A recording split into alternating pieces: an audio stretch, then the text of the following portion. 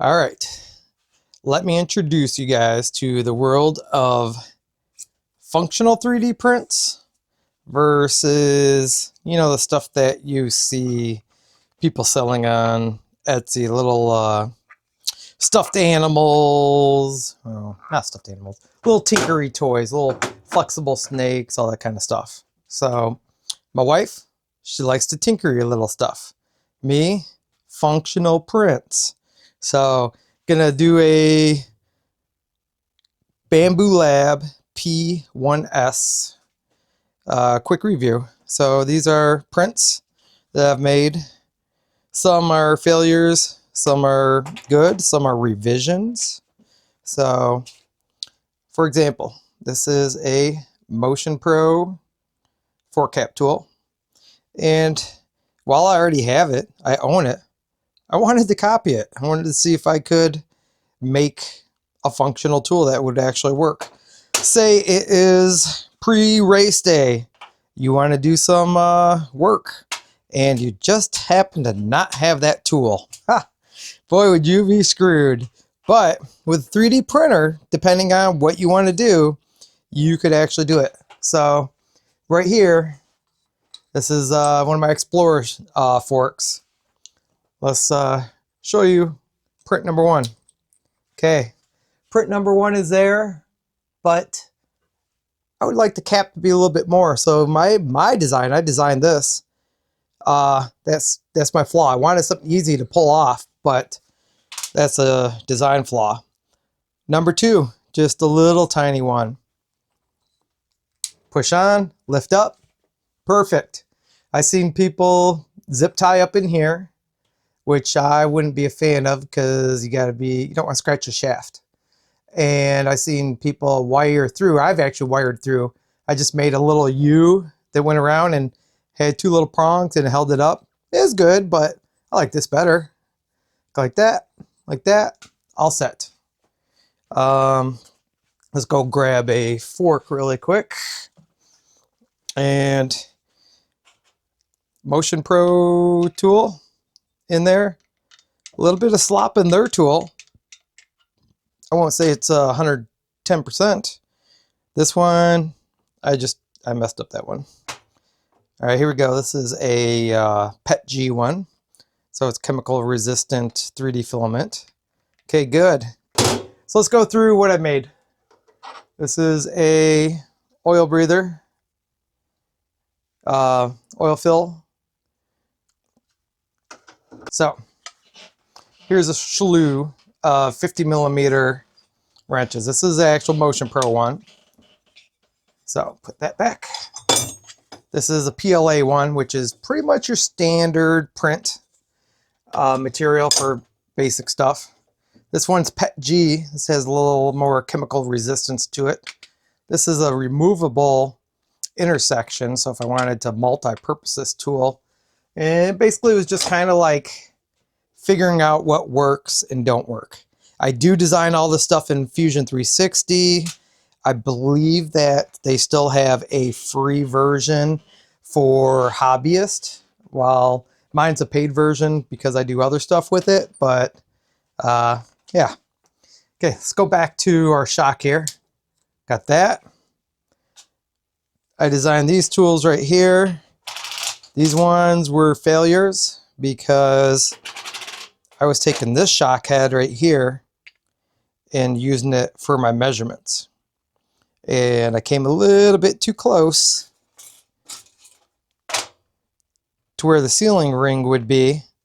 And so I didn't like that design. This is the overall end design right here. Gives me room inside here to not hit the clip when I'm pushing down. And this seal right here that's in here is a different size, so it's a little bit bigger. But I think this will get me exactly what I need. I haven't taken apart a shock yet with these tools, but that is kind of like on today's agenda. So let's go through. Not everything is peachy keen in printing land. Sometimes you do get mistakes. And right here you can see wall thicknesses. So this is infill. These are layer lines or layers. So mistakes. in the garbage. This is ASA. This is a very harder material, a little bit more stronger. Mistake. It's really hard for bed adhesion. These were tests for one, to see if I had my 50 millimeter hole right, rather than going and doing the whole wrench. Do a little test piece. Here's another test piece. So don't need those. This right here, I actually got this from I want to say one of the websites, I can't remember, but this is for tool to go in here. So now you can go and adjust this. So you could use it as a tool standalone just for adjusting, or you could keep it on there and make your adjustments. I seen a billet aluminum version of this being made. So this, to me, right here, put a bolt in between there, serves the same exact purpose. And I bet this cost me 20 cents to make, 15 cents, because it calculates how much material you use. I've made and designed, let's see, soft jaws for my vise. So put 4 magnets on. These, to me, these are my plain worker ones. And I measured these profiles to the T, so they slide on, and between that and the magnets, they're doing pretty good. Need a better glue, as you can see. So those are like your plain ones. These ones right here are for, sorry, holding a, what is going on here? This normally sits very nice and flat. There we go. Don't know what I'm doing here this morning. So this is actually a misprint. It stopped. It messed up, but I luckily got far enough to where it didn't matter, and I was able to basically save the print. But this is going to be for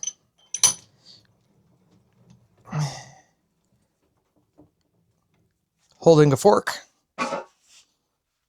like this. Now, one thing why I chose this vise compared to my standard one I usually use is this one rotates. Oh my gosh, such a game changer for doing work like this. So this came out of my 2018 bike. Now, I bought these from Race Tech. They have a lot of different sizes on them for your dampener shafts. So we got a 10, 12, 12 and a half, 14. And I made this one right here, which I want to rotate this back. So we're going to go rotate it back, lock it in. We're going to put our other one in. Now, if I wanted to do some work on this, there we go. I'm able to do the work I need to do. And one thing about this vise is you do have to, it's like got grooves in it for it to lock into positions. So, boom, got this. I think squeezing this is just as good as these aluminum soft jaws with the contact surface right here. So, and you generally don't need to torque these too hard, but I'm just in here designing stuff, trying to make stuff that's going to be functional for me, and maybe you guys will like it also. Let's go on down our list. All right, non-functional prints, but might work. Well, this is more the functional print. This is supposedly gonna go and screw into the case of a KTM, and allow you to drain your oil, if you've seen those kits. Just a carabiner clip. Never know when something like this could come in handy whenever you're out there, not racing, but at the races and need a little clip. These are 3 different bit drivers, and I was actually going after something for blading my forks because I used screws nowadays rather than the like push bleeders. So, but I don't like how this one falls out so easy. I'd be worried I'd lose my bit. Let's see, this one, about the same thing. This one is the one that actually had a good amount of locking to it. You can feel a little nub that makes it lock decent. So this one was pretty decent. This is a ratcheting one. Let's take it out of ratcheting, and how strong would it be? Yeah, your guess is as good as mine. I wouldn't I wouldn't count on this to save today. Let's see, this one is really good because the design of it, that as you have it in and screw this on, it locks it in. So tool bag worthy? Probably.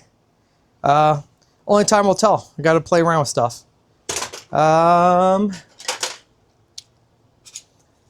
Fork prints. So these are to hold my forks up against the wall. 1 fork, 2 fork, good and golden. My initial one, this is one of my very first prototypes.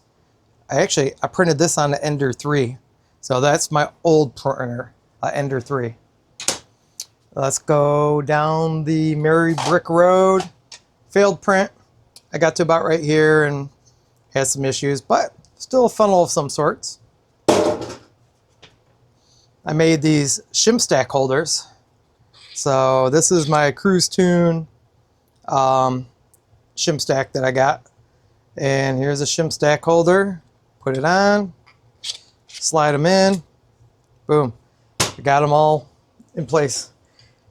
I believe this is the 18mm one, which would be for my shock. Let's test our sizing. Nope, not an 18mm, because this is for the 18mm. It must be a 12. I made holders. So this is pegboard, and they slide right on. This is a shock nitrogen filling fitting. I glued it on there, drops in right there, all set. Let me take this out of my way. This is for open chamber forks, setting your fluid height. So you can see that little design I made. And all right, here is a seal popping tool. So your dust seal, put it on the fork, pry it down. First time ever getting one. I've seen Tokyo Off-Road using either this tool or a tool like that tool, so I thought I'd get it. Here's some seal saver things for sliding your seals on top of the forks. One of these are set up for my YZ when I owned that way back in the day. Another one's for my KTM. 2 different sizes basically. And this is a new tool to me. This is the dampener rod holder. So if you ever had your fork in, your dampener rod's falling down and you're trying to work it up and down, screw this on. Now you got a whole bunch of extra room. I printed out this white clip on here so that I would be able to know what side fits the Explorer ones. So that should be the same with most of my KTMs. And of course, I printed the holder. So just try to keep organized. I printed these. Yes, I could have gone and just did a very basic version and just put a socket on like that, but yeah, you know, everything has its little place. And I think that's about it. Of course, I'm probably missing a couple things that I 3D printed.